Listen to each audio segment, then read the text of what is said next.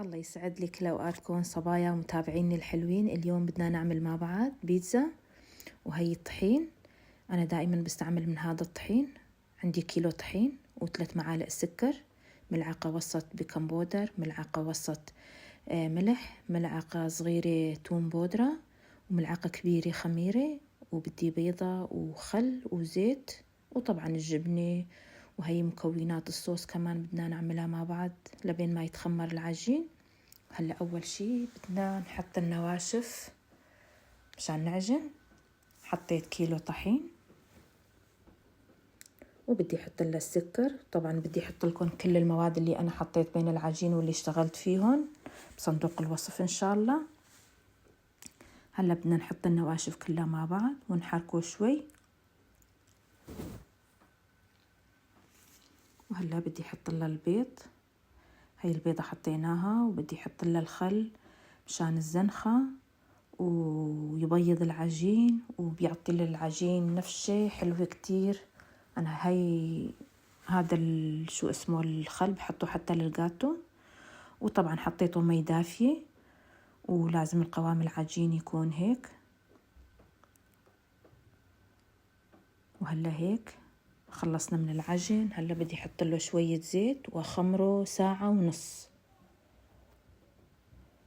شوفوا ما شاء الله. هلا حطيت له شوية زيت، وبدي اغطيه بالكيس واحطه بمطرح دافي واغطيه منيح مشان يتخمر يعني بسرعة. 1.5 ساعة خمرته، ولبين ما يتخمر هلا بدنا نعمل الصوص.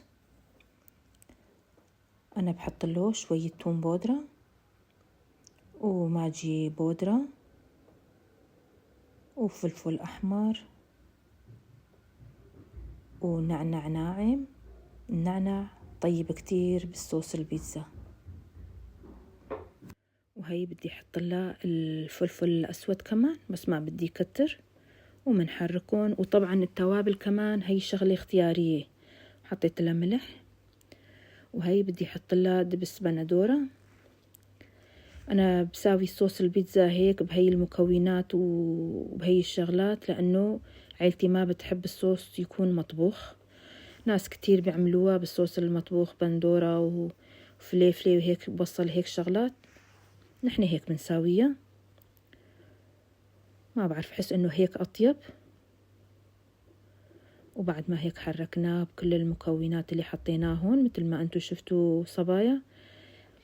هلا بدي احط له ملعقة دبس بندورة تانية، يعني صاروا ملعقتين كبار دبس بندورة. وهيك صار قوامه ما شاء الله. وحتى اذا هالصوص ضل بالبراد اسبوع 10 ايام ما بيصير له شي. وهي المكونات بعد ما تخمر عندنا العجين اللي بدي احطهم على البيتزا. عندي تونة وجبنة وهالصوص وذرة. وهي ما شاء الله العجين عندي تخمر.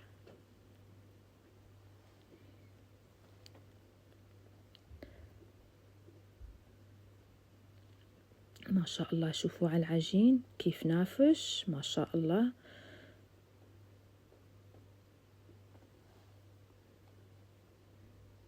ما شاء الله تبارك. لا لزقان بالواعة ولا شي. وهلا بدنا نحط العجين على الورقة مشان نشتغل بقراص البيتزا. طلع عندي 3 أقراص. 3 أقراص صاروا عندي. ولأنه نحن بنحب البيتزا تكون شوي سميكة، ما بنحبها تكون هيك رقيقة كتير. ما شاء الله تبارك. هلا راح تشوفوا المرحلة الأخيرة كيف طالعة. هلا بدي أقطع العجين. أخذ كمية اللي أنا بدي إياها مشان القرص اللي بدي أشتغله أول شي.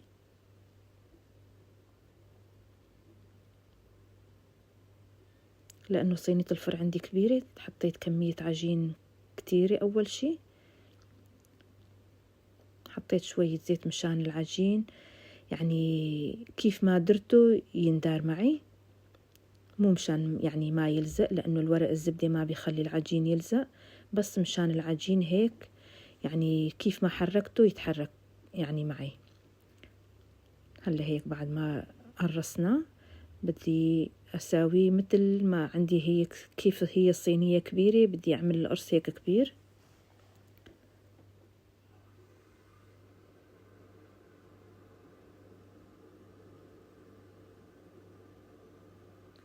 شوفوا ما شاء الله، يعني من كتر ما العجين متخمر منيح وطري وناجح 100% ما شاء الله.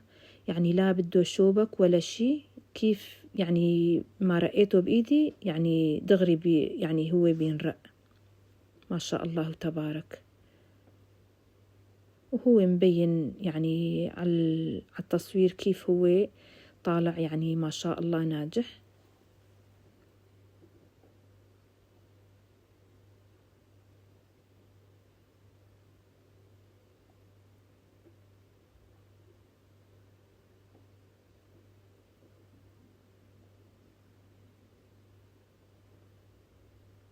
وهلا هيك بدنا بأصابعنا هيك نكبس عليها مشان ما ينفش بالفرن، بس يعني أخذ حرارة مشان ما ينفش، يضل كله هيك نفشة وحدة، يعني كله يطلع متساوي. وهلا هيك بعد ما نحط له الصوص كمان، شوفوا الشكل الصوص وقوامه هيك طالع. وطبعا حابين تكتروا ولا تقللوا، هي كمان شغلة اختيارية.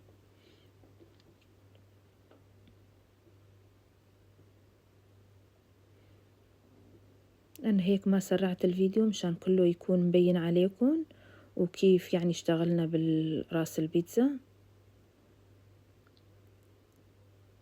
وبتمنى تشوفوا الفيديو على الآخر، وبتمنى تعملوا لنا اشتراك وكومنت حلو مثل مروركم الحلو، وما تنسونا من دعواتكم.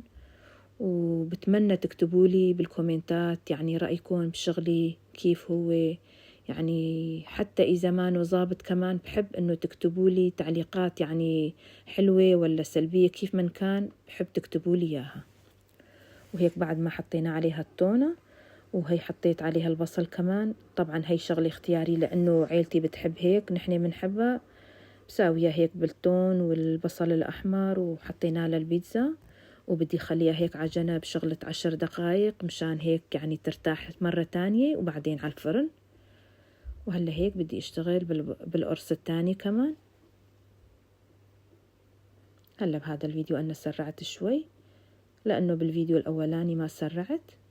شوفوا سمكه لازم يكون مثل الأصبع، مو لازم، حسب ما أنتوا بتحبوا. طبعا نحن بنحبها هيك،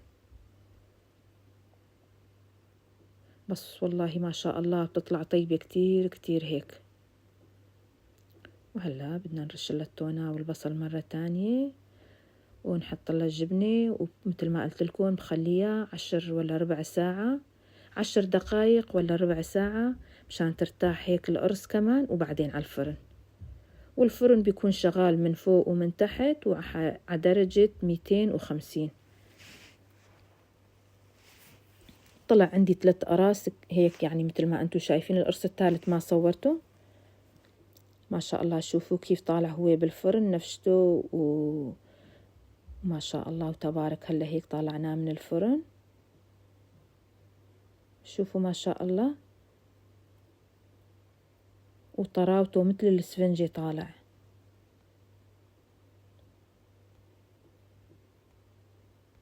هلا بدي اسملكم شوي وفرجيكم كيف طالع من جوا مثل الاسفنجة ما شاء الله.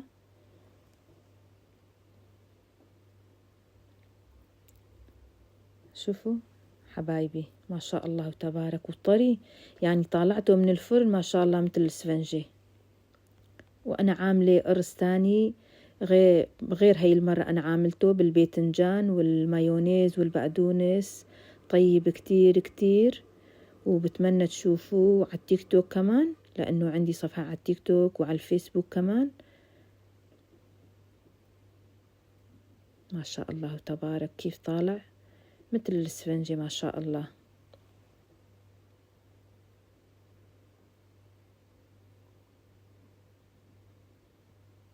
هلا هذا القرص الثاني كمان طالعته من الفرن لسه ما قطعناه.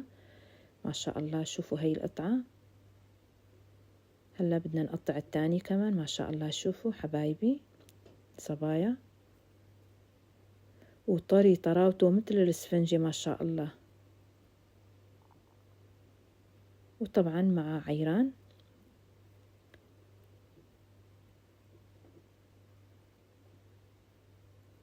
الله يعطيكم العافية ويسعدكم، وبتمنى ما تنسونا من دعواتكم. الله يسعدكم.